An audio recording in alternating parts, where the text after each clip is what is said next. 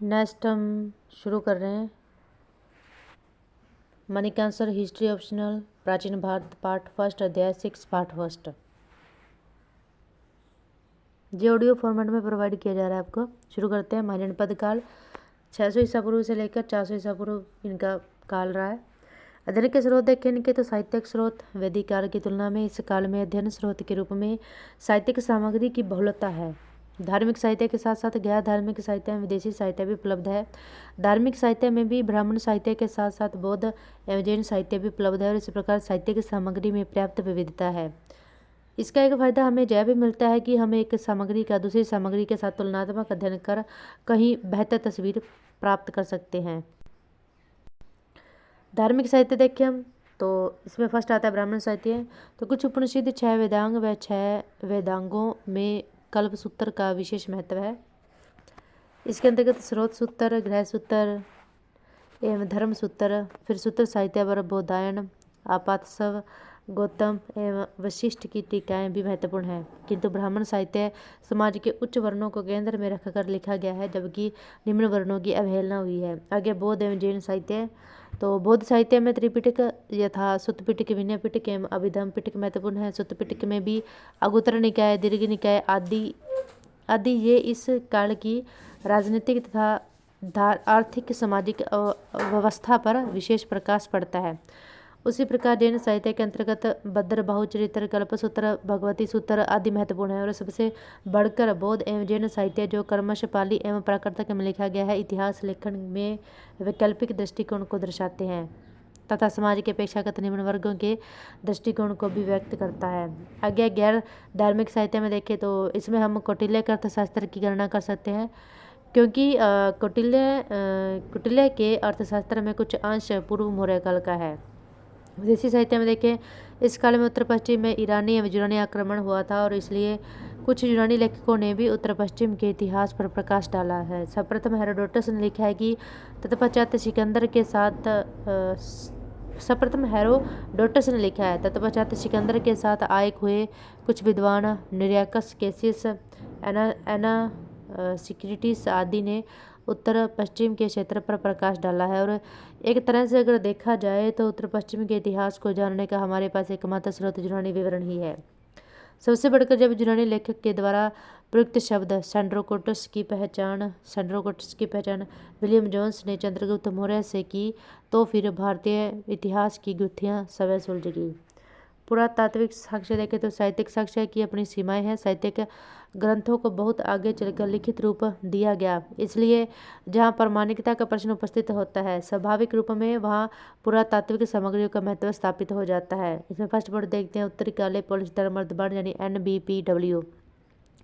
इसका संबंध महाजनपद काल से जोड़ा जाता है और इसका विस्तार चित्रित दूसरे मर्दबांड की तुलना में कहीं अधिक है। इसके लगभग 1500 स्थल प्राप्त हुए हैं तथा जहाँ उत्तर पश्चिम में तक्षशिला से पूर्व में तामलुक, ब्रड में बंगाल तथा दक्षिण में अमरावती तक फैला हुआ है। यह मर्दबांड पूर्व मर्दबांडों से उन्नत है तथा यह उन्नत भौतिक अवस्था को दर्शाता है। नेक्स्ट है हमारा सेकंड वर्ड है पंचमाल के सिक्के या फिर आहत सिक्के या फिर मुद्राएं। तो भारतीय उपमहाद्वीप में आहत मुद्राओं का प्रचलन लगभग 5वीं सदी ईसा पूर्व से माना जाता है और ये मुद्राएं चांदी तथा तांबे से निर्मित होती थी तथा इन पर कई तरह के चित्र बनाए जाते थे। इस काल में पटना के गोलकपुर से नंद शासकों के काल के आहत सिक्के मिले हैं। ये सिक्के व्यापारिक निगमों के द्वारा जारी किए जाते थे, राजवंशों के द्वारा नहीं। इतिहास लेखन संबंधी दृष्टिकोण देखें तो महाजनपद काल के इतिहास के अध्ययन में दो भिन्न दृष्टिकोणों के बीच टकराहट देखी जा सकती है, एक राष्ट्रवादी दृष्टिकोण तथा दूसरा मार्क्सवादी दृष्टिकोण। किंतु साथ ही दो अन्य दृष्टिकोणों के बीच भी हम टकराहट पाते हैं, वे है मार्क्सवादी एवं संशोधनवादी। टकराहट के प्रमुख बिंदु देखें। फर्स्ट है राज्य निर्माण से संबंधित विवाद। राष्ट्रवादी दृष्टिकोण के अनुसार भारत में राज्य निर्माण की प्रक्रिया को आर्य आक्रमण से जोड़ने का प्रयास किया गया, किंतु मार्क्सवादी विद्वानों ने इसे गंगा घाटी में होने वाले उत्पादन अधिशेष से जोड़कर देखा है। सेकंड पॉइंट है कि उसी प्रकार राष्ट्रवादी दृष्टिकोण के अनुसार मगध साम्राज्य के विकास को मगध के शासकों की सैन्य एवं कूटनीतिक दक्षता का परिणाम माना जाता था, किंतु मार्क्सवादी विद्वानों ने इन्हें महज पूरक कारक करार दिया तथा इसका मुख्य कारक तात्कालिक भौतिक एवं भौगोलिक कारक को माना। उसी प्रकार राष्ट्रवादी परंपरा वाले विद्वान एस अल्तेलकर ने भारतीय गणतंत्र की बड़ी प्रशंसा की है और उसकी तुलना यूनान एवं रोमन के गणतंत्रों से की है। वहीं दूसरी तरफ मार्क्सवादी विद्वानों ने इन अराजक गणतंत्रों को कुलीन तंत्र कहा है तथा उन्हें एक पिछड़ी हुई पद्धति का प्रतीक माना है। राष्ट्रवादी परंपरा में बौद्ध एवं जैन धर्म को महज बुद्ध एवं महावीर जैसे संतों की वैचारिक उपलब्धि के रूप में देखा जा सकता है।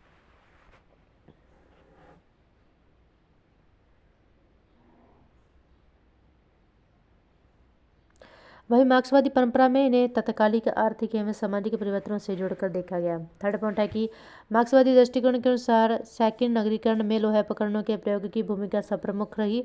वहीं संशोधनवादी दृष्टिकोण के अनुसार द्वितीय नगरीकरण में लोहा उपकरणों की भूमिका को कम करके आंका गया है। राज्य निर्माण देखने का राज्य निर्माण के संबंध में विभिन्न प्रकार के दृष्टिकोण देखने को मिलते हैं। यथा एक तरफ इसे आर्य आक्रमण की अवधारणा से जोड़ने का प्रयत्न किया गया है, वहीं दूसरी तरफ इसे भारत में प्रचलित आंतरिक विविधता के परिणाम के रूप में देखे जाने का प्रयास किया गया है। किंतु राज्य निर्माण की उत्पादन अधिशेष से जोड़े जाने की जो जरूरत है, राज्य निर्माण के आरंभिक प्रक्रिया दूसरी सहस्त्राब्दी ईसा पूर्व के मध्य से आरंभ हुई 1500 ईसा पूर्व तथा प्रथम सहस्त्राब्दी ईसा पूर्व के मध्य में पूरी हुई 500 ईसा पूर्व। आरंभ में चूंकि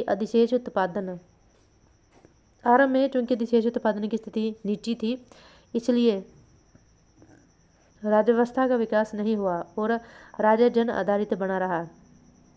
कर व्यवस्था स्थापित नहीं हुई और न ही स्थायी सेना व नौकरशाही का विकास हुआ। किंतु उत्तर वैदिक काल में स्थिति थोड़ी सुधरी क्योंकि अधिशेष उत्पादन में वृद्धि हुई है। इस काल में राज्य क्षेत्र आधारित हो गया और राज्य की स्थिति पहले की तुलना में मजबूत हुई। कर प्रणाली भी पहले से बेहतर हुई क्योंकि उत्पादन का स्तर नीचा था, इसलिए स्थायी सेना एवं स्वतंत्र नौकरशाही का विकास नहीं हुआ। इसलिए राज्य निर्माण की वास्तविक प्रक्रिया महाजनपद काल में चलकर पूरी हुई क्योंकि मध्य दोआब क्षेत्र में कृषि के विकास एवं लोहा उपकरण के प्रयोग से बेहतर उत्पादन अधिशेष उत्पन्न हुआ। इस कारण से इस काल में कर प्रणाली भी स्थापित हुई तथा स्वतंत्र सेना एवं नौकरशाही की स्थापना हुई। अब राजा को वर्ण व्यवस्था के रक्षक के रूप में भी स्थापित किया गया। आगे जनपदों से महाजनपदों के विकास का कारण। इसमें फर्स्ट पॉइंट है युद्ध के माध्यम से प्रसार। सेकंड है जिन जनपदों को लोहा उपकरणों की उपलब्धता वे बेहतर प्रकार के युद्ध उपकरण बना सकते थे। थर्ड पॉइंट है कि जिन जनपदों के आर्थिक आधार मजबूत थे तथा संसाधनों की उपलब्धता अधिक थी, वे अपने पड़ोसी जनपदों को दबाकर आगे बढ़ गए। इस प्रकार 16 महाजनपदों का विकास हुआ। ये महाजनपद इस प्रकार थे: अवंती, अंग, अशमक, चैंदी, गंधार, काशी, कौशल, कुरु, कंबोज, मगध, मल्ल, मत्स्य, पंचाल, सूरसेन, वज्जी, वत्स। राज्य निर्माण के विभिन्न चरण देखें तो राज्य निर्माण किसी भी समाज में एक गुणात्मक परिवर्तन को दर्शाता है क्योंकि यह बहुविध स्तरों पर संबंध परिवर्तनों को रेखांकित करता है। प्रथम सहस्त्राब्दी ईसा पूर्व के मध्य में राज्य के अभाव से राज्य के निर्माण तक की प्रक्रिया को द्वितीय परिवर्तन यानी त्रिव परिवर्तन का काल माना जाता है। ऋग्वेदिक समाज को कबाले समाज कहा जाता है, जबकि उत्तर वैदिक काल को राज्य निर्माण का मार्ग प्रशस्त हुआ। मतलब इसका मतलब यह है कि जो उत्तर वैदिक काल था उसमें राज्य निर्माण की जो प्रक्रिया थी उसका मार्ग प्रशस्त हो गया था। जैसे संक्रमण की प्रक्रिया दूसरी सहस्त्राब्दी ईसा पूर्व के अंत से प्रथम सहस्त्राब्दी ईसा पूर्व के मध्य तक चली।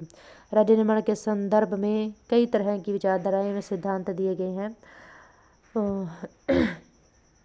राज्य के निर्माण में एक विजय का सिद्धांत दिया जाता है कुछ विचारकों के द्वारा। यह माना गया कि आर्यों के द्वारा देशी जनसंख्या पर विजय के साथ राज्य निर्माण का मार्ग स्वयं प्रशस्त हो गया, परंतु एक दूसरी दृष्टि से आंतरिक स्तरीकरण एवं विविधता को अधिक महत्वपूर्ण माना गया है। स्तरीकरण एवं वर्गभेद राज्य निर्माण के लिए आवश्यक कारक हैं क्योंकि स्तरीकरण एवं वर्गभेद ने एक आंतरिक संघर्ष को जन्म दिया। इसके परिणामस्वरूप मध्यस्थ जहाँ शक्तिशाली कुलीन वर्ग अस्तित्व में आया। कुछ पश्चिमी विद्वानों ने प्राच्य निरंकुशता एवं एशियाई उत्पादन प्रणाली के संदर्भ में राज्य निर्माण की व्याख्या प्रस्तुत की है। उन्होंने यह माना है कि इस मॉडल में राजा एक निरंकुश शासक का रूप लेता है और वह ऊपर के स्तर पर अपना नियंत्रण स्थापित करता है, जबकि जनता नीचे के स्तर पर ग्रामीण लोकतंत्र के रूप में स्थापित होती है। कुछ विद्वानों ने अत्यधिक सामाजिक एवं सांस्कृतिक विविधता को राज्य निर्माण से जोड़ने की कोशिश की है। उनके विचार में अत्यधिक सामाजिक एवं सांस्कृतिक विविधता सामाजिक स्तरीकरण को जन्म देती है। फिर राज्य निर्माण में नगरीय केंद्र एवं व्यापार की भूमिका को भी प्रमुख माना गया है। आगे है राज्य निर्माण के प्रारंभिक चरण देखें तो प्राइमरी स्टेज फॉर्मेशन। तो इसका उत्तर भारत में राज्य निर्माण की प्रक्रिया क्रमिक रही और ऋग्वेद के प्राचीनतम भाग में राज्य के लक्षण स्पष्ट नहीं दिखते। इस काल में पशुपालन की प्रधानता थी तथा आर्य अर्धघुमतु जीवन व्यतीत करते थे। इस काल में लोग पशुचारण एवं शिकार के उद्देश्य से अपने को टोलियों में संगठित करने लगे। इस तरह टोलियों का विकास हुआ और फिर इस टोली के लोगों में नातेदारी का संबंध हो गया और इसी के परिणामस्वरूप आगे चलकर गोत्र का विकास हुआ और अर्थात यह चरण राज्य निर्माण के प्रारंभिक चरण को व्यक्त करता है। सेकंड हम देते हैं कि विकास के दूसरे चरण का संकेत वंश पर आधारित कहा जाता है। वस्तुतः ऋग्वेदिक समाज इस चरण को व्यक्त करता है, जबकि राजनीतिक सामाजिक पद्धति कबीले संरचना पर आधारित थी। इस काल में साहित्य में जन, विष, ग्रह आदि शब्द का प्रयोग हुआ है, जो ऋग्वैदिक आर्यों के घुमक्कड़ जीवन की ओर संकेत करता है। कुल मिलाकर इस काल में सामाजिक असमानता नहीं देखने को मिलती है। दूसरी तरफ राजनीतिक ढांचा भी एक प्रकार के कबीले श्रद्धा तंत्र पर आधारित था। अर्थव्यवस्था भी महज निर्वाह अर्थव्यवस्था थी, अतः राज्य के आवश्यक घटक इस चरण में भी अनुपस्थित रहे। राज्य निर्माण की तीसरी अवस्था सिंधु गंगा के विभाजन तथा ऊपरी गंगा घाटी में देखने को मिलती है। उत्तर वैदिक काल विकास के इस चरण का प्रतिनिधित्व करता है और इस काल में पशुचारण के बजाय कृषि मुख्य आर्थिक पेशा बन गई तथा उत्पादन अधिशेष की गुंजाइश के साथ कबीले संरचना में दरारें उत्पन्न होगी। परिणामस्वरूप वर्ण भेद पर मतलब अलग अलग वर्गों में विभाजित होगी। वर्ण पर आधारित समाज के निर्माण को प्रोत्साहन मिला। एक उत्तर वैदिक ग्रंथ ऐतरेय ब्राह्मण में इस सामाजिक विभाजन का संकेत मिलता है। इसमें ब्राह्मण को भेंट स्वीकार करने वाला, जीविका ढूंढने वाला तथा ऐसा व्यक्ति कहा गया है जिसे राजा की इच्छा से हटाया जा सकता है। वैश्य को कर दाता तथा दूसरे द्वारा योग्य एवं इच्छा अनुसार सताया जाने वाला बताया गया है। शूद्र के विषय में कहा गया है कि इच्छा होने पर उन्हें तारन दिया जाए तथा किसी समय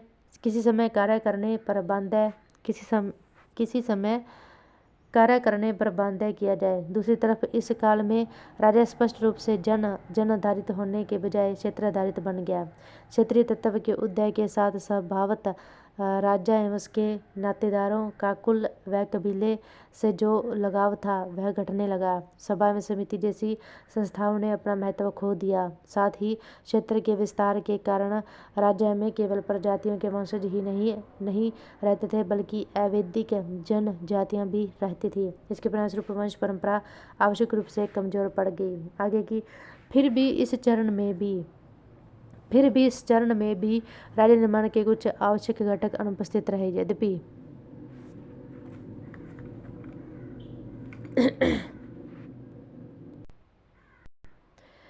सामाजिक विभाजन की प्रक्रिया प्रारंभ हो गई थी, परंतु इस काल में राज्य के प्रमुख के रूप में राजा वर्ण व्यवस्था के समर्थक के रूप में प्रकट नहीं होता। सामाजिक विभाजन की प्रक्रिया तो 6वीं ईसा पूर्व एवं उसके पश्चात ही पूरी हुई।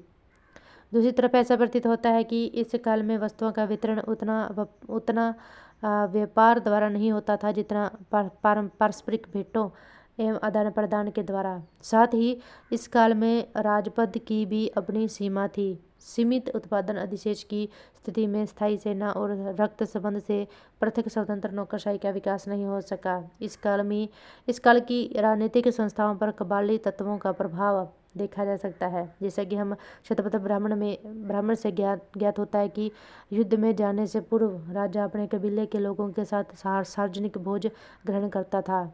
यह दर्शाता है कि इस काल में भी राजा की स्थिति बहुत स्पष्ट नहीं थी। अतः कुल मिलाकर इस काल में भी ठोस भौतिक आधार, सुस्पष्ट वर्ग समर्थन तथा सार्वजनिक मान्यता का अभाव था, जो राज्य निर्माण का एक आवश्यक कारक होता है।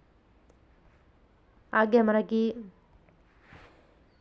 राज्य के निर्माण का अंतिम चरण ईसा पूर्व प्रथम सहस्त्राब्दी के मध्य निर्धारित किया जा सकता है। इस काल में वे घटक जो राज्य निर्माण के लिए आवश्यक होते हैं उत्पन्न हुए। सर्वप्रथम मध्य गंगा घाटी में कृषि का विस्तार हुआ। इस काल में कृषि के क्षेत्र में कुछ तकनीकी परिवर्तन देखे गए। उदाहरण के लिए लोहे के उपकरणों का प्रयोग तथा धान की रोपाई की पद्धति का विकास। इसी काल में सर्वप्रथम दासों एवं कर्मकारों को कृषि के क्षेत्र में लगाया गया। इसके परिणामस्वरूप कृषि उत्पादन में व्यापक अधिशेष की स्थिति उत्पन्न हुई। अंततः अब जनसंख्या के एक ऐसे हिस्से को भी जो उत्पादन में प्रत्यक्ष हिस्सा नहीं लेते थे अनाज सुनिश्चित किए गए। इसके परिणाम स्वरूप शासक वर्ग, कारीगर तथा सन्यासी समूह का विकास हुआ। कृषि के विकास ने शिल्पों के विकास को भी प्रोत्साहन दिया। इसके परिणामस्वरूप वाणिज्य, व्यापार तथा मुद्रा अर्थव्यवस्था का विकास हुआ। अतः छठी शताब्दी ईसा पूर्व में सैकड़ी नगरीकरण प्रारंभ हुआ तथा सिंधु सभ्यता के पतन के पश्चात भारतीय उपमहाद्वीप में दोबारा नगर देखे जाने लगे। इस तरह छठी सदी ईसा पूर्व में आर्थिक परिवर्तन ने राज्य को एक ठोस भौतिक आधार प्रदान किया। आर्थिक विकास ने आर्थिक विभाजन तथा इसके साथ सामाजिक विभाजन को भी जन्म दिया। अतः छठी सदी ईसा पूर्व तक कबायली संरचना टूट गई थी तथा उसका स्थान वर्ण भेद पर आधारित समाज ने ले लिया था। इस काल में वर्ण व्यवस्था का आधार जन्म हो गया तथा वर्ण भेद पर आधारित एक जटिल सामाजिक व्यवस्था स्थापित हुई। उपयुक्त परिवर्तनों ने राज्य निर्माण की प्रक्रिया को पूरा कर दिया और राज्य को एक ठोस आर्थिक एवं सामाजिक आधार प्राप्त हुआ। कारारोपण प्रणाली स्थापित हो गई। स्थायी सेना एवं रक्त संबंध से पृथक नौकरशाही का विकास हो गया। लोहे की उपलब्धता के कारण युद्ध उपकरणों का व्यापक निर्माण संभव हो गया तथा क्षेत्रीय प्रसार में विजय के द्वारा छोटे छोटे जनपदों ने बड़ी महाजनपदों का रूप ले लिया। राज्य की शक्ति एवं प्रतिष्ठा बढ़ी तथा राजतव की सुस्पष्ट अवधारणा विकसित हुई। इसकी झलक हमें ऐतरेय ब्राह्मण में मिलती है।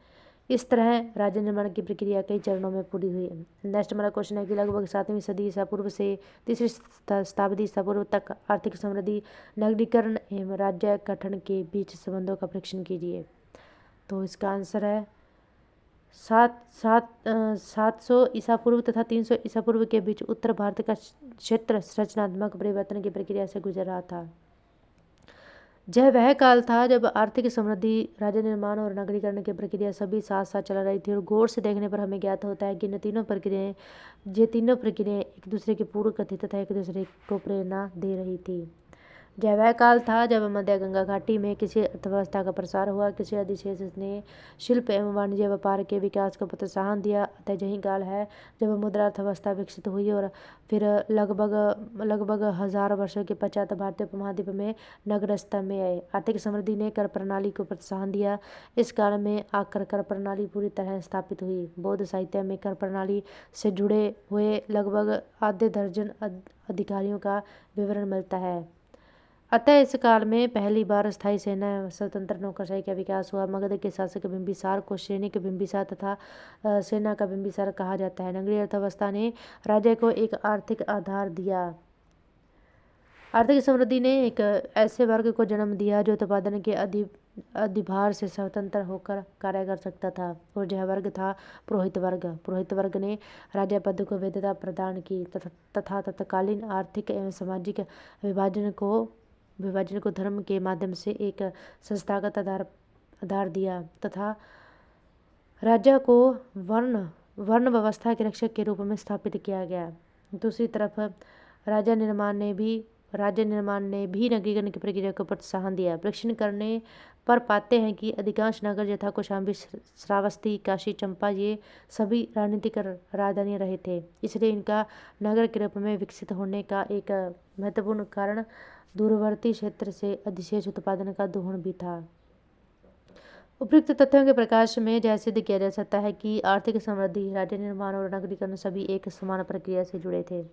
आगे गणतंत्र का उदय। छठी सदी ईसा पूर्व का काल गंगा घाटी में महान परिवर्तनों का काल था। यह वह काल है जब कबायली समाज राज्य व्यवस्था के अंतर्गत संगठित होने लगा। इस काल में पाली ग्रंथ के अनुसार 16 महाजनपदों की सूचना प्राप्त होती है। इनके अतिरिक्त पाली ग्रंथ हिमालय की तलहटी में अराजक गणतंत्रों का भी जिक्र करते हैं। उत्तर भारत में 10 अराजक गणतंत्रों का जिक्र हुआ है। उधर यूनानी विद्वानों ने सिंधु घाटी तथा उत्तर पश्चिम में कई गणतंत्रों की सूचना दी है। पाली ग्रंथों के अनुसार कपिलवस्तु के शाक्य सुमगिरी के भग्ग, केशपुत के कलाम, रामग्राम के कोल्य, पिपलीवन के मौर्य, अलकप के बुल्ली, पावा के मल्ल, कुशीनारा के मल्ल, मिथिला के विदेह तथा वैशाली के लिच्छवी गणतंत्रों में शामिल थे।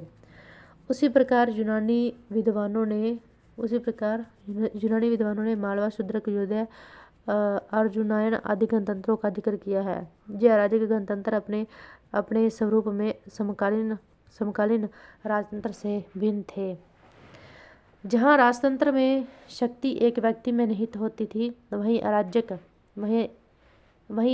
गणतंत्र में शक्ति व्यक्ति समूह में निहित होती थी। उदाहरण के लिए वैशाली के लिच्छवी के संदर्भ में हमें यह सूचना मिलती है कि 7,707 राजा एक ही साथ सभागार में बैठते थे। इस प्रकार हम देखते हैं कि गणतंत्र में सत्ता कुलीन समूह में निहित होती थी। इन कुलीनों को अपनी सेना रखने तथा कर संग्रह का अधिकार प्राप्त था। और गौर से देखा जाए तो यह अराजक गणतंत्र वास्तव में कुलीनतंत्र का प्रतिनिधित्व करते थे। एक प्रकार से इन गणतंत्रों ने समकालीन राजनीतिक सामाजिक परिवर्तनों को, जो एक सशक्त राजतंत्र के उद्भव तथा वर्ण जटिलता पर आधारित था, अस्वीकार कर दिया। आगे है अराजक गणतंत्रों के पतन के कारण क्या थे। इसमें फर्स्ट कारण है कि अगर गौर से देखा जाए तो इन गणतंत्रों की तुलना में समकालीन राजतंत्र का आर्थिक आधार अधिक मजबूत था। उदाहरण के लिए अधिकतर महाजनपद उपजाऊ मैदानों में स्थापित थे, वहीं उत्तर भारत के ये गणतंत्र हिमालय की तलहटियों में जो क्षेत्र कृषि उत्पादन की दृष्टि से पिछड़ा हुआ था, अवस्थित थे। सेकंड है कि ये अराजक गणतंत्र संगठन एवं विचारधारा के स्तर पर अपने आप को राजतंत्र से पृथक नहीं कर सके, यथा इन गणतंत्रों के अंतर्गत कार्य करने वाले अनेक अधिकारियों के पदनाम उसी प्रकार से मिलते हैं जैसा कि हम समकालीन राजतंत्र में देखते हैं। उसी प्रकार इन गणतंत्रों ने भी अपनी प्रजा पर उसी प्रकार का कठोर अंकुश लगाया जैसा कि समकालीन राजतंत्र में देखने को मिलता है। उदाहरण के लिए बताया जाता है कि एक बार जब महात्मा बुद्ध पामा की यात्रा पर थे तो मल गणतंत्र ने लोगों को यह आदेश जारी किया कि वे महात्मा बुद्ध के स्वागत के लिए सड़क पर खड़े होंगे। उसी प्रकार वैशाली में लड़कियों का विवाह एक से दूसरे मोहल्ले तक ही हो सकता था, उन्हें स्वतंत्र रूप से विवाह की अनुमति नहीं थी। थर्ड है कि ये अराजक गणतंत्र एक पिछड़ी हुई व्यवस्था का प्रतिनिधित्व कर रहे थे। ये अभी भी वहीं बाली समानता के भाव को बना कर रखना चाहते थे, जो राजतंत्र एवं वर्ण व्यवस्था के विकास के साथ पीछे छूट गए थे। यही वजह है कि ये राजतंत्र का सामना करने में विफल रहे और अतोतगतवा राजतंत्र द्वारा निकल लिए गए। पर पॉइंट है कि अगर गौर से देखा जाए तो ये गणतंत्र न होकर एक प्रकार के अभिजात्य तंत्र थे। इनमें सामान्य लोगों की भागीदारी नहीं होती थी, अपितु महज मुट्ठी भर कुलीन इसका प्रतिनिधित्व कर रहे थे। अतः बहुत ही स्वाभाविक है इन्हें अपनी जनता का पूरा सहयोग एवं समर्थन प्राप्त नहीं था। आगे मगध का उदय कैसे होता है। मगध साम्राज्य के उदय के विषय में कुछ दशक पूर्व यह आम धारणा थी कि जिस प्रकार एक धार्मिक दार्शनिक पद्धति के रूप में बौद्ध धर्म गौतम बुद्ध के मस्तिष्क के उपज था, उसी प्रकार एक राजनीतिक विकास के रूप में मगध का उत्कर्ष केवल सैन्य बल, राजनीति एवं कुटिल कूटनीति के कारण हुआ। अब इसके मुख्य अभिकर्ता बिंबिसार, अजातशत्रु, शिशुनाग, महापद्मनंद तथा चंद्रगुप्त मौर्य थे। किंतु जब हम संपूर्ण घटनाक्रम का विश्लेषण करते हैं तो हमें यह ज्ञात होता है कि ठोस भौतिक तथ्यों से पृथक कर मगध साम्राज्य के उद्भव की व्याख्या नहीं की जा सकती। मगध की विशिष्ट भौगोलिक अवस्थिति ने उसके उदय को ठोस आधार प्रदान किया। मगध की राजधानी राजगृह में गिरिब्रज विभिन्न पहाड़ियों से घिरी हुई थी, या 5 पहाड़ियों से घिरी हुई थी तथा उसके पास व्यापक प्राकृतिक संपदा थी और इस आधार पर वह न केवल शत्रुओं के सीधे आक्रमण से बची रह सकती थी, बल्कि लंबे समय तक आक्रमण का प्रतिरोध भी कर सकती थी।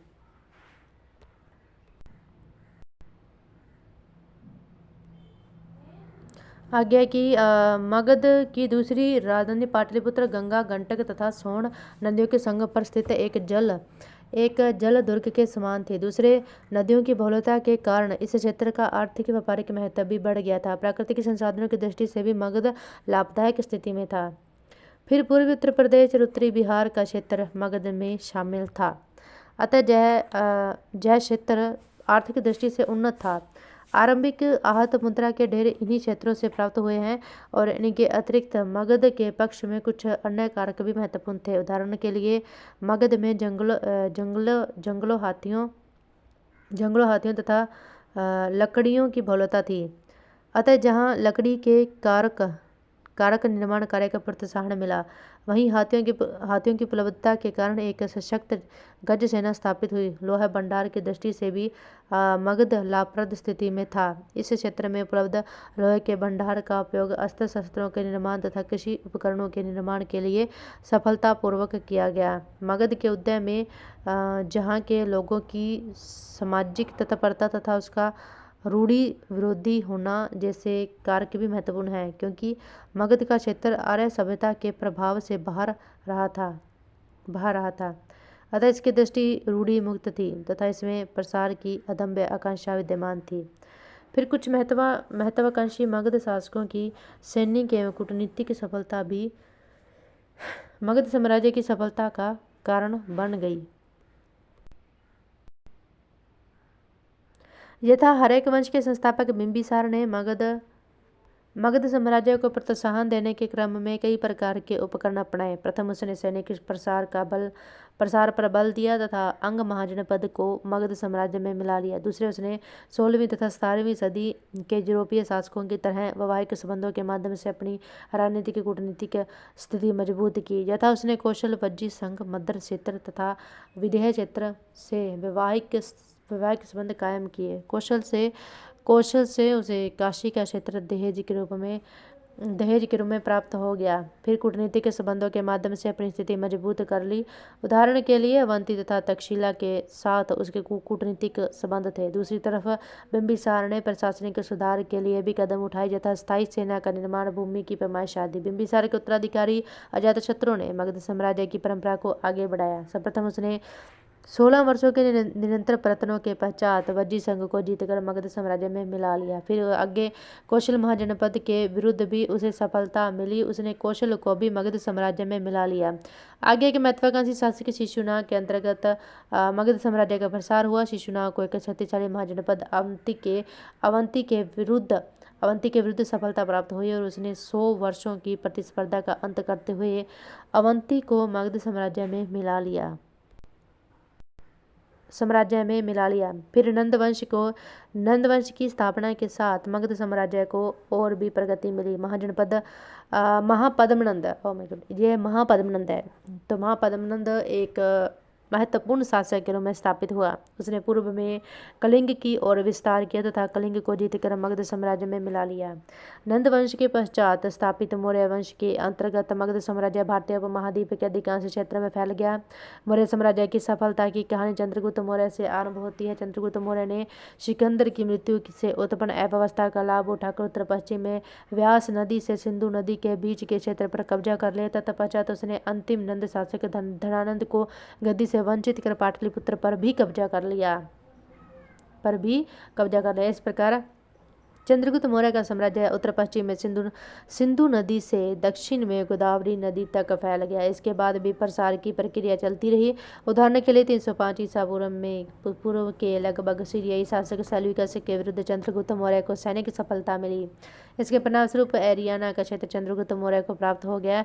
इसमें एरिया बैठ में हेरात, जेड्रोसिया बैठ में बलूचिस्तान, पेरीपेमी सदी बैठ में काबुल, अरकोसिया यानी कंधार के क्षेत्र शामिल थे। इस प्रकार अब मौर्यों की सीमा उत्तर पश्चिम में हिंदुकुश तक पहुंच गई। प्रायद्वीपीय भारत में मौर्य साम्राज्य का प्रसार किसने किया, यह एक विवाद का विषय है, क्योंकि एक मत के अनुसार इसका श्रेय बिंदुसार को दिया जाता है और इस प्रकार अशोक के काल तक मौर्यों की सीमा दक्षिण में ब्रह्मगिरी तक पहुंच गई।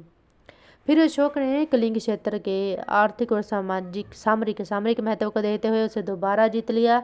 तत्पश्चात उसने साम्राज्यवाद की प्राथमिकता को परिवर्तित कर दिया। वस्तुतः अशोक महान के काल तक मौर्य साम्राज्य भारतीय उपमहाद्वीप के अधिकांश क्षेत्र तक फैल चुका था। उत्तर प्रदेश में जहाँ हिंदुकुश पर्वत से लेकर पूर्व में महास्थान तथा दक्षिण में ब्रह्मगिरी तक फैल चुका था। यही वजह है कि अशोक ने नए क्षेत्र की विजय के बदले जीते गए क्षेत्र के संगठन पर विशेष विशेष बल दिया। अशोक की धम्म नीति की व्याख्या इस संदर्भ में भी की जा सकती है। इस प्रकार अशोक कम से कम अपने जीवन काल में उस त्रासदी से बच गया जिसका सामना आगे मोहम्मद बिन तुगलक और औरंगजेब जैसे शासकों को करना पड़ा। आगे हमारा कि भारत पर ईरानी और यूनानी आक्रमण और इसका प्रभाव। जिस समय मध्य भारत के राजा मगध साम्राज्य की विस्तारवादी नीति का शिकार हो रहे थे, पश्चिमोत्तर प्रदेश में घोर राजनीतिक अराजकता एवं अव्यवस्था का वातावरण व्याप्त था। यह क्षेत्र अनेक छोटे छोटे राज्यों में विभक्त था। उदाहरण के लिए भद्र, कंबोज, गांधार इत्यादि। तत्कालीन साहित्य में उल्लिखित विभिन्न महाजनपदों में से मात्र कंबोज तथा गांधार ही इस क्षेत्र में थे। इन छोटे छोटे राज्यों के अंदर किसी ऐसे सार्वभौम शक्ति केंद्र का विकास नहीं हो पाया था जो इसके मध्य राजनीतिक एकता स्थापित कर सकते थे। दूसरी तरफ सिंधु की उपजाऊ घाटी इस क्षेत्र को समृद्ध बनाती थी। राजनीतिक अस्थिरता तथा समृद्धि का एक साथ होना किसी भी विदेशी आक्रमणकारी के लिए सबसे बड़ा प्रलोभन था। इसी काल में ईरान के अखमनी शासकों के तहत तीव्र प्रसार का अभियान प्रारंभ हो चुका था। अखमनी शासक साइरस द्वितीय ने अपने राज्य का तीव्र विस्तार किया, जिसके तहत ईरानी राज्य की पूर्वी सीमा भारतीय राज्यों को स्पर्शित यानी छूने लगी। जैसा कि पहले बताया जा चुका है कि पश्चिमोत्तर भारत की राजनीतिक परिस्थितियां साइरस द्वितीय की विजय के अभियान के लिए सर्वदा उपयुक्त बन चुकी थी। अखमनी शासकों के लिए पश्चिमोत्तर भारतीय प्रांतों की विजय राजनीति के साथ साथ आर्थिक सामरिक महत्व की कम नहीं था इसका। वस्तुतः इस क्षेत्र पर नियंत्रण स्थापित करके भारत में प्रवेश के मार्ग को खोला जा सकता था। इसका आर्थिक परिष्टेप्य यह था कि भारत का प्रमुख व्यापारिक मार्ग उत्तरापथ इसी इलाके से होते हुए मध्य एशिया को जाता था।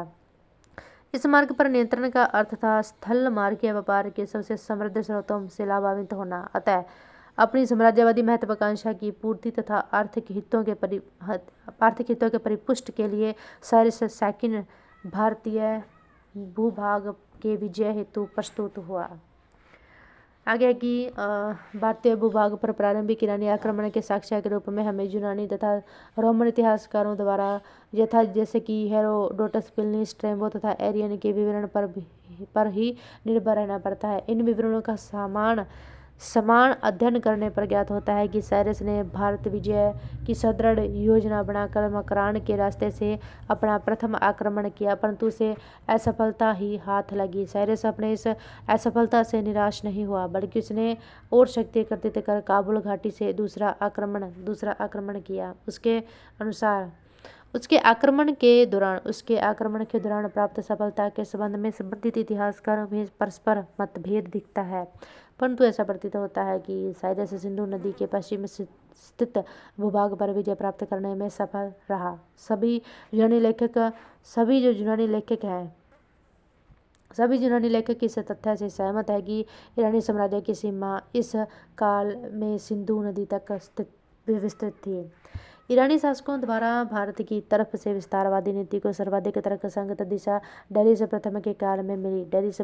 डेरियस प्रथम के विजय अभियानों की जानकारी के स्रोतों में यूनानी लेखकों के विवरण के साथ बेहस्तून, पर्सिपोलिस तथा नक्श ए रुस्तम अभिलेख का भी सहयोग मिलता है। इन अभिलेखों से ज्ञात होता है कि सप्त सिंधु, गांधार तथा सिंधु नदी का क्षेत्र उसके द्वारा जीता गया। इतिहासकार हेरोडोटस भी डेरियस प्रथम के विजय अभियान की पुष्टि करते हुए लिखता है कि भारत ईरानी साम्राज्य का सर्वाधिक घनी आबादी वाला प्रदेश है, अतः इसमें साम्राज्य को 360 टैलेंट सोना प्राप्त होता है।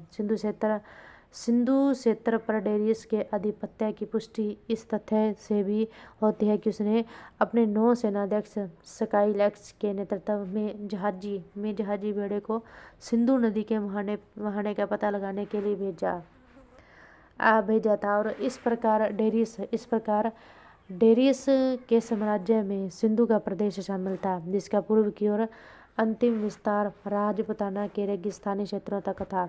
निस्संदेह डेरियस के इस विजय अभियान ने पश्चिमोत्तर भारत को राजनीतिक एकता प्रदान की। इसके पश्चात भारत का संपर्क पाश्चात्य जगत से जुड़ गया। आगे डेरी से प्राथमिक उत्तराधिकारी शहरयार्स भारत में ईरानी साम्राज्य को अनुसरण रखने में कामयाब रहा। इसने अपनी सेना में बड़ी संख्या में भारतीयों को नियुक्त किया और इसी सेना की मदद से उसने यूनानी आक्रमणकारियों को प्रत्युत्तर दिया था। शहरयार्स का काल उसकी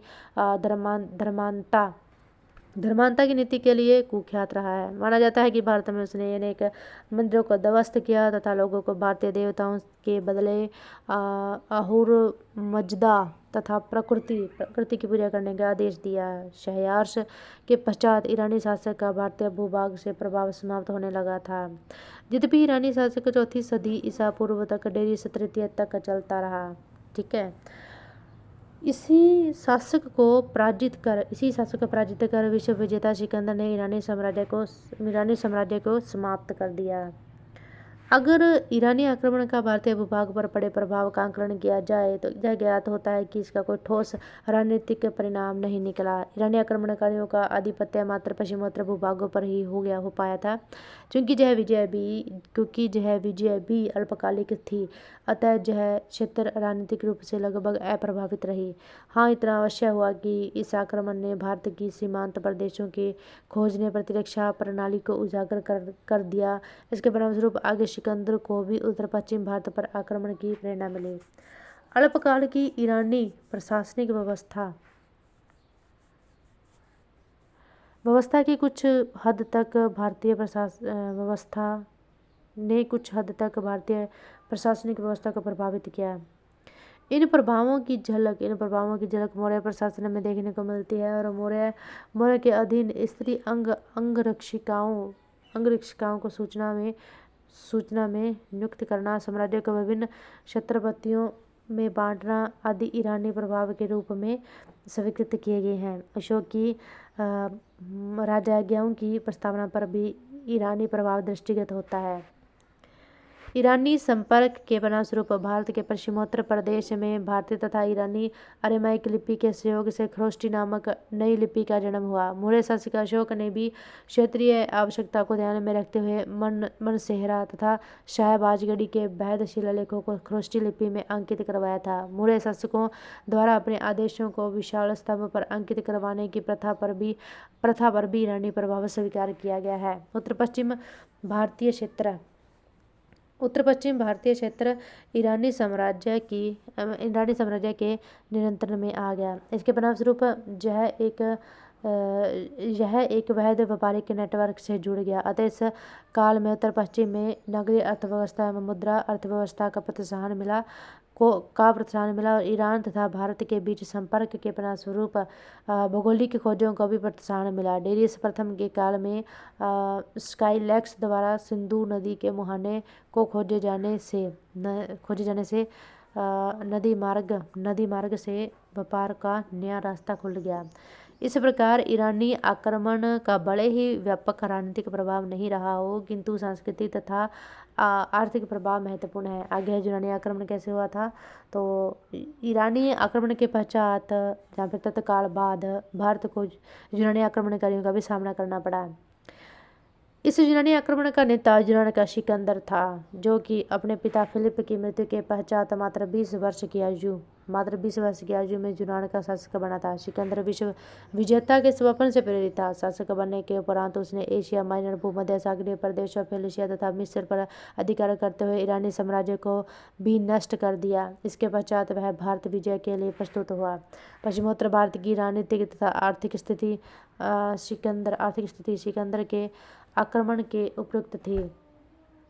इस काल में पश्चिमोत्तर भारत में राजनीतिक अव्यवस्था फैली हुई थी और यह क्षेत्र अनेक राजतंत्रों और ऐसे कबालाई गणतंत्रों में विभाजित था जिन्हें अपने अपने क्षेत्र में गहरा लगाव था। ये राज्य एक दूसरे से संघर्षरत थे तथा एक दूसरे को नीचा दिखाने को प्रस्तुत ही रहते थे। सिकंदर के पश्चिमोत्तर सीमा पर प्रकट होने के बावजूद इनके अराजक प्रवृत्ति में कोई अंतर नहीं आया।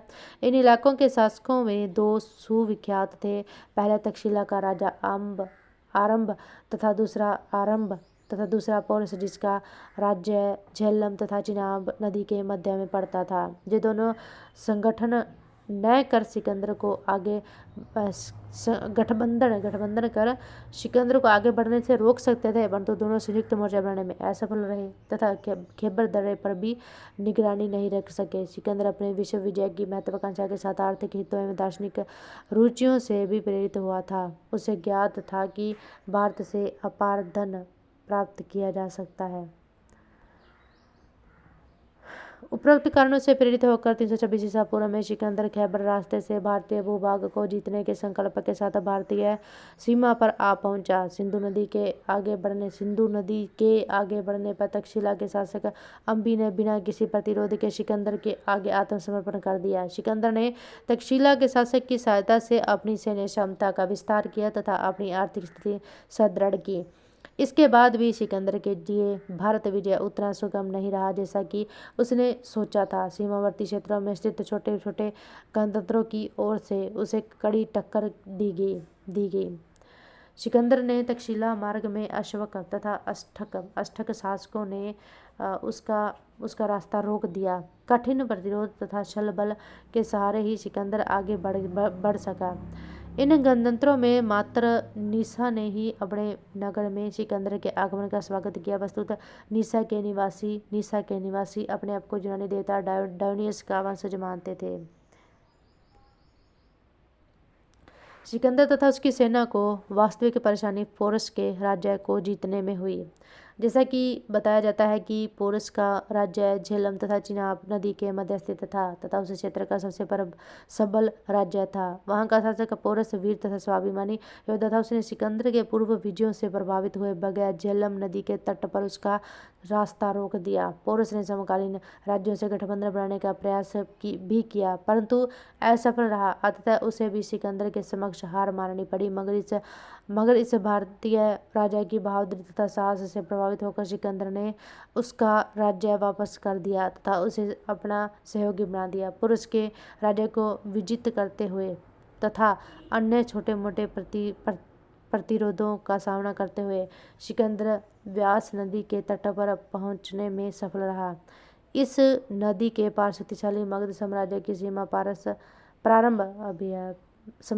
प्रारंभ होती थी, जो कि इस समय नंद शासकों के अधीन थी। माना जाता है कि सिकंदर की सेना ने व्यास नदी से आगे बढ़ने से मना कर दिया तथा सिकंदर से वापस लौटने का अनुरोध किया। सिकंदर ने सैनिकों को काफ़ी प्रेरित किया, परंतु सैनिकों पर इसका कोई असर नहीं हुआ। वस्तुतः यूनानी सैनिक लगातार युद्धों एवं भारतीयों के प्रतिरोध से भयाक्रांत तथा क्लांत हो चुके थे। उन्होंने भारत विजय के दौरान नंदों की विशाल सेना के बारे में भी सुन रखा था। सीमांत प्रदेश की जलवायु भी यूनानी सैनिकों का प्रतिकूल पड़ रही थी। सबसे बड़ी बात थी कि वे घर जाने को व्यग्र हो रहे थे। सैनिकों के असहयोग से बांधा होकर सिकंदर ने वापस लौटने का निश्चय किया। भारत से लौटने से पूर्व उसने विजित भारतीय क्षेत्रों को अपने मित्र शासकों में विभाजित कर दिया। उदाहरण के लिए सिकंदर ने झेलम तथा व्यास नदी के मध्य का क्षेत्र, पोरस को सिंधु तथा झेलम का मध्य के क्षेत्र अंबी को तथा कश्मीर एवं ओरछा का इलाका अबिसार के शासक को सौंप दिया। उसने प्राप्त संख्या में यूनानी सैनिकों को इन नगरों की सुरक्षा के लिए नियुक्त कर दिया। भारत से वापस लौटने के 1 वर्ष से पहले ही सिकंदर की मृत्यु हो गई। ठीक है। अगर सिकंदर के आक्रमणों के प्रभाव का मूल्यांकन करते हैं तो निम्नलिखित बातें सामने आती हैं। संभवतः इस आक्रमण ने भी कोई प्रत्यक्ष राजनीतिक परिणाम उत्पन्न नहीं किया। अगर यूनानी विवरण को छोड़ दिया जाए तो किसी भी समकालीन भारतीय स्रोत में इसकी चर्चा नहीं है। जहाँ तक कि तक्षशिला विश्वविद्यालय के प्रख्यात आचार्य कौटिल्य शास्त्र में भी इसकी चर्चा नहीं मिलती। अतः माना जाता है कि सिकंदर का आक्रमण पश्चिमोत्तर भारत के लिए मात्र एक झंझावत के समान था। फिर भी यह सही है कि सिकंदर के आक्रमण ने काफ़ी हद तक अप्रत्यक्ष एवं दीर्घकालिक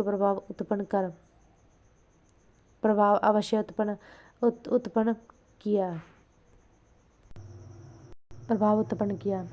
माना जाता है कि सिकंदर के वापस लौटने के पश्चात पश्चिमोत्तर भारत में फैली अवस्था ने चंद्रगुप्त मौर्य के उत्कर्ष को संभव बनाया। चंद्रगुप्त मौर्य ने इन्हीं क्षेत्रों में अपने प्रारंभिक जनाधार तैयार किया तथा शक्तिशाली नंद वंश को उखाड़ फेंका। आगे हमारा सिकंदर ने अपने भारत प्रवास के दौरान अनेक नए नगरों की स्थापना की तथा यूनानी बस्तियों को बसाया। उदाहरण के तौर पर निकाया, बुकेफाला, सिकंदरिया ब्रट में काबुल और अलेक्जेंड्रिया ब्रट में वेग्राम का नाम लिया जा सकता है। ये नगर विभिन्न नदियों के तटों अथवा संगमों पर बसाया गया था जो आगे चलकर महत्वपूर्ण वाणिज्यिक केंद्र बन गए। यूनानियों ने जिस मार्ग का चयन भारत पर आक्रमण के लिए किया था, कालांतर में वही मार्ग वैकल्पिक वाणिज्यिक मार्ग के रूप में उभरा। यूनानी संपर्क के परिणाम स्वरूप भारत में यूनानी उल्लूक शैली तथा चांदी के दम्भ सिक्कों का प्रचलन हुआ। इसके अलावा यूनानी आक्रमण ने भारत में सैन्य कला, साहित्य, चिकित्सा तथा ज्योतिष को भी प्रभावित किया। सिकंदर के साथ हुए युद्धों ने भारतीय हस्ती सेना की दुर्बलता को स्पष्ट कर दिया। भारत में भी अश्वारोहित सेना के गठन पर विशेष बल दिया जाने लगा। कला तथा ज्योतिष के क्षेत्र में भी भारतीयों ने यूनानियों से बहुत कुछ ग्रहण किया। मौर्य स्तंभों के शीर्ष को मंडित करने वाली पशु आकृतियों पर यूनानी प्रभाव महसूस किया गया है। कालांतर में पश्चिमोत्तर प्रदेश की गंधार कला शैली यूनानी कला के प्रभाव से ही विकसित हुई थी। सिकंदर के आक्रमण के साथ भारत आने वाले अनेक दार्शनिकों को भारतीय दर्शन में लाभान्वित होने का मौका मिला। यूनानी दार्शनिक पाइथागोरस पर भारतीय दर्शन का प्रभाव स्पष्ट है। भारतीय दर्शन पर भी यूनानी चिंतकों का प्रभाव महसूस किया गया। सिकंदर के आक्रमण का एक अन्य महत्वपूर्ण परिणाम हुआ कि इसने भारतीय इतिहास के तिथिक्रम को सुनिश्चित कर दिया। अब ऐसा सिकंदर के साथ आए लेखकों के द्वारा छोड़े गए विवरणों के आधार पर संभव हो सका। पारस्परिक बौद्धिक अर्थात आदान प्रदान से दोनों देश के ज्ञान विज्ञान में भी महत्वपूर्ण प्रगति हुई। आगे है कि कुल मिलाकर सिकंदर के अधीन यूनानी आक्रमण से भारत तथा यूनान के मध्य सांस्कृतिक आदान प्रदान का वह सिलसिला प्रारंभ हुआ जिसकी चरम परिणति हिंदू यूनानी शासकों के काल में देखी जा सकती है। आगे 6ठी सदी ईसा पूर्व में होने वाले आर्थिक परिवर्तन किसी अर्थव्यवस्था में देखें तो 6ठी सदी ईसा पूर्व में किसी अर्थव्यवस्था में व्यापक परिवर्तन देखा गया। मध्य दोआब क्षेत्र में जंगलों की सफाई हुई तथा कृषि का प्रसार हुआ। जंगलों की सफाई के लिए अग्नि का प्रयोग पहले से ही हो रहा था तथा वह इस काल में भी जारी रहा। फिर भी लोहा उपकरणों के प्रयोग से जंगलों की सफाई के साथ साथ भूमि की जुताई भी अपेक्षाकृत आसान हो गई। लोहे के बने कुदाल तथा लोहे के फाल की सहायता से भूमि के नीचे दबे हुए पेड़ों की जड़ को साफ करना अधिक सुगम था। फिर इस काल में लोहे के उकलाने की पद्धति भी पूर्व काल की तुलना में अधिक बेहतर हुई। इन्हें आसानी से तोड़ना मरोड़ना संभव हुआ। यही वजह है कि इस काल में लोहे के बने कृषि उपकरणों की संख्या बढ़ गई। जखेरा नामक स्थल से हमें लोहे का हल का फाल भी प्राप्त हुआ है। समकालीन ग्रंथों से भी हमें बेहतर प्रकार के भूमि जुताई के प्रमाण मिलते हैं। उदाहरण के लिए सूत्र निपात एवं अष्टाध्यायी से सूचना मिलती है कि भूमि को 2-2-3-3 बार जोता जाता था। फिर इस काल में धान की रोपाई पद्धति का विकास हुआ तथा दासों एवं कर्मकारों को कृषि में लगाया गया। गेहूं की तुलना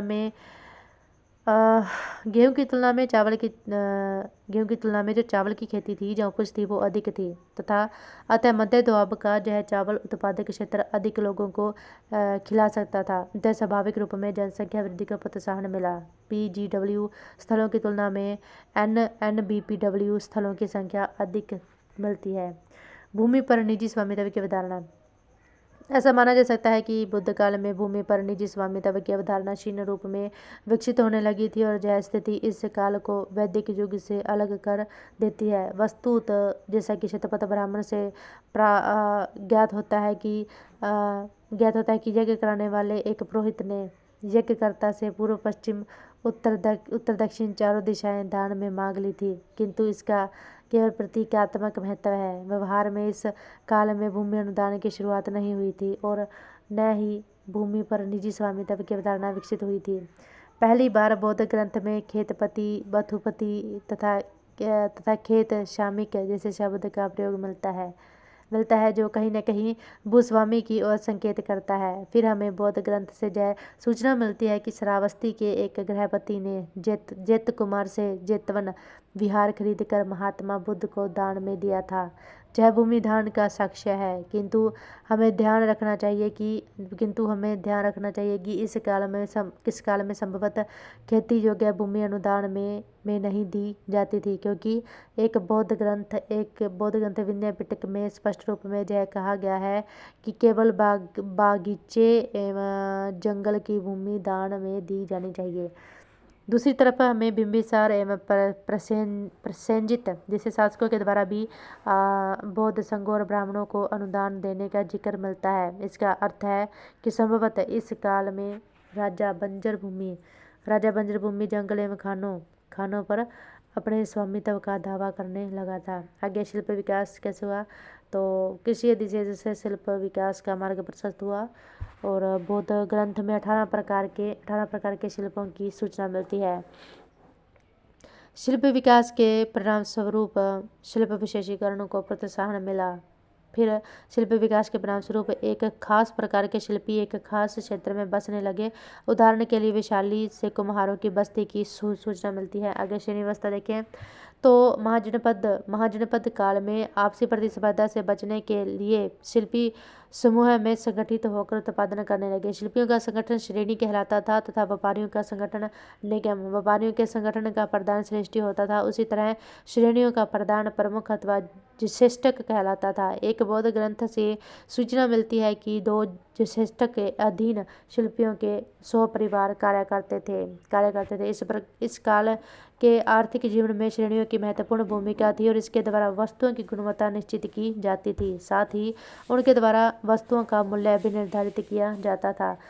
श्रेणियों के अपने झंडे होते थे, अपनी पृथक पहचान होती थी तथा अपनी मोहर भी होती थी। श्रेणियों के अपने कानून होते थे जो राज्य के कानून के समानांतर चलते थे। साथ ही सामाजिक जीवन में भी श्रेणियों की भागीदारी होती थी। बताया जाता है कि कोई महिला बौद्ध संघ की सदस्यता ग्रहण करना चाहती थी तो उसे अपने पति के साथ साथ अपने पति की श्रेणी से भी अनुमति लेनी पड़ती थी। वाणिज्य व्यापार देखें तो कृषि अधिशेष एवं शिल्प विकास ने वाणिज्यिक गतिविधियों को बल प्रदान किया। इस काल की व्यापारिक वस्तुओं में कृषि एवं गैर कृषि उत्पाद दोनों शामिल थे। महत्वपूर्ण व्यापारिक मार्ग अस्तित्व में थे और बौद्ध एवं जैन भिक्षुओं ने उन्हीं मार्गों का अवलंबन किया जिनका उपयोग व्यापारी कर रहे थे। उदाहरण के लिए महात्मा बुद्ध ने राजगृह से कुशीनगर तक की यात्रा में अनेक व्यापारिक मार्गों को पार किया। राजवेद जीविक ने भी तक्षशिला से श्रावस्ती तक राजगृह तक की यात्रा की थी और इस काल में एक महत्वपूर्ण व्यापारिक मार्ग के रूप में उत्तरापंथ की सूचना मिलती है। पाणिनि इससे परिचित था। जो पाणिनि था वो इससे क्या था, परिचित थे। पाणिनि जी इससे परिचित थे। यह मार्ग तक्षशिला को राजगृह से जोड़ता था। इस मार्ग पर व्यापारियों के कारवां जाते थे। उदाहरण के लिए समकालीन ग्रंथ में ऐसे व्यापारिक कारवां का भी जिक्र किया गया है जो 1000 गाड़ियों पर माल ढोकर ले जाते थे। आगे हम इसमें देखते हैं विदेश व्यापार। तो फर्स्ट है इसमें समुद्रिक मार्ग। इस काल के पाली ग्रंथों में विदेश व्यापार पर भी प्रकाश पड़ता है। अगुत्तर निकाय में समुद्रिक व्यापारियों का जिक्र मिलता है तथा इनके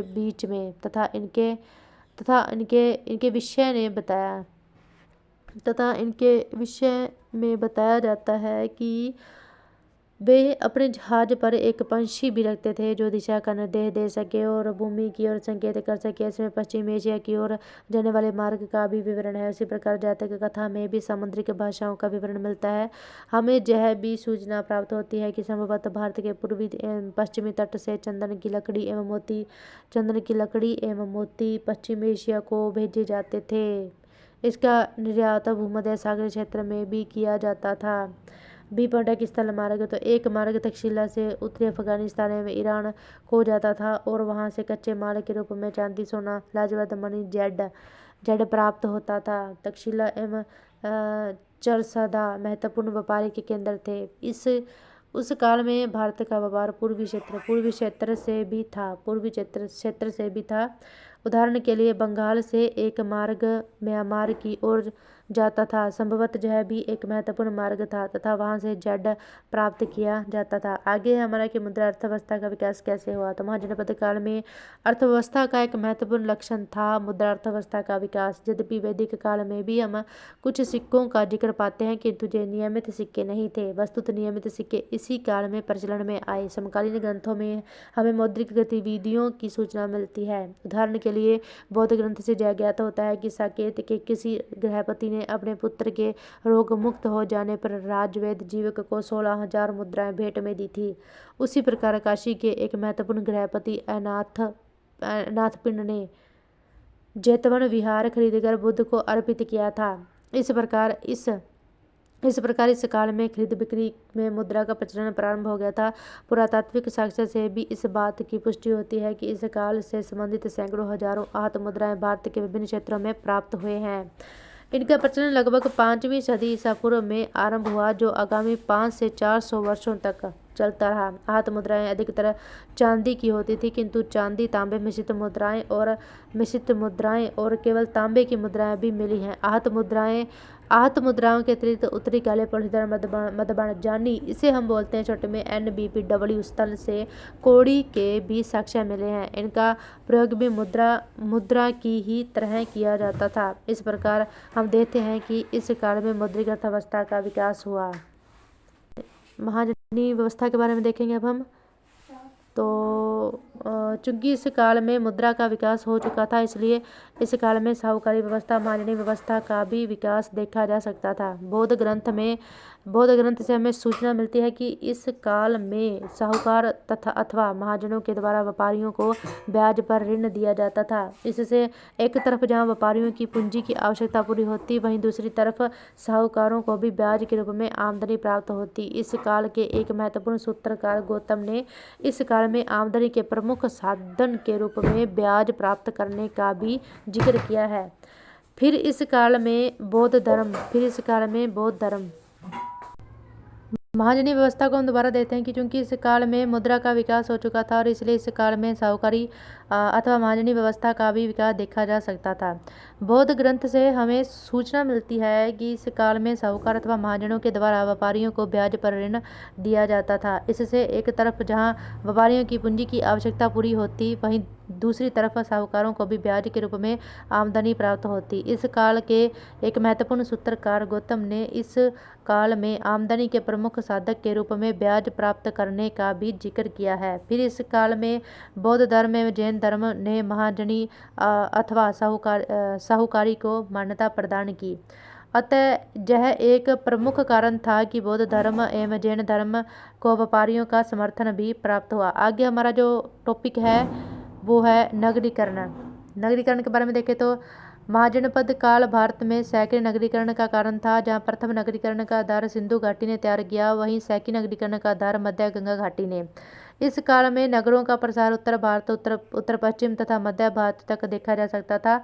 समकालीन ग्रंथों से विभिन्न नगरों की सूचना मिलती है और एक यूनानी विद्वान अरिस्टोबुलस यह सूचित करता है कि सिकंदर ने अपने आक्रमण के मध्य झेलम एवं व्यास नदी के बीच 9 राज्यों के साथ साथ 5,000 नगरों को जीता। यद्यपि जहां नगरों की संख्या निश्चय ही अतिशयोक्तिपूर्ण है, फिर भी इतना तो मानना ही जा सकता है कि उत्तर पश्चिम में कुछ नगर अस्तित्व में थे। फिर पुरातात्विक साक्ष्य के रूप में तक्षशिला जैसे नगर के होने की सूचना मिलती है। उसी प्रकार बौद्ध ग्रंथों में उत्तर भारत में लगभग 60 नगरों का जिक्र किया गया है। उसी प्रकार बौद्ध ग्रंथों में उत्तर भारत में लगभग 60 नगरों का जिक्र किया गया है। इसमें श्रावस्ती जैसे नगरों की संख्या लगभग 20 थी। फिर 6 नगर ऐसे थे जिनकी पहचान महानगर के रूप में की गई है। ये महानगर थे कौशाम्बी, काशी, श्रावस्ती, साकेत, राजगृह एवं चंपा। इसमें से कुछ नगरों की पुष्टि पुरातात्विक साक्ष्य के द्वारा भी की गई है। आगे हमारा क्वेश्चन है कि आधुनिक अनुसंधानों के प्रकरण में यह विचार कि भारत में लोहा प्रौद्योगिकी द्वारा महत्वपूर्ण सामाजिक और आर्थिक परिवर्तन हुआ था, कहाँ तक बदला है। इसका आंसर है कि आर्थिक सामाजिक परिवर्तन में लोहा प्रौद्योगिकी की भूमिका का मूल्यांकन प्राचीन भारत के इतिहास लेखन में एक विवादास्पद मुद्दे के रूप में उभर कर आया है। आरंभ में DD कौशाम्बी तथा RS शर्मा ने लोहा प्रौद्योगिकी के क्रांतिकारी प्रभाव को उद्घाटित किया था तथा मध्य गंगा घाटी तथा मध्य गंगा घाटी में सैकड़ों नगरीकरण के उद्भव में उसे निर्णायक कारक घोषित किया था। किंतु प्रवर्ती काल के कई विद्वानों एवं पुरातत्वविदों ने इस मत को गंभीर चुनौती दी है। इन विद्वानों में डी के चक्रवर्ती, फिर B.M. राव, अलचीन निहार, फिर रंजन रे ए घोष आदि विद्वान प्रमुख हैं। इस विषय में किसी अंतिम निष्कर्ष पर पहुंचने से पहले तथ्यों की गहराई से छानबीन करने की जरूरत है।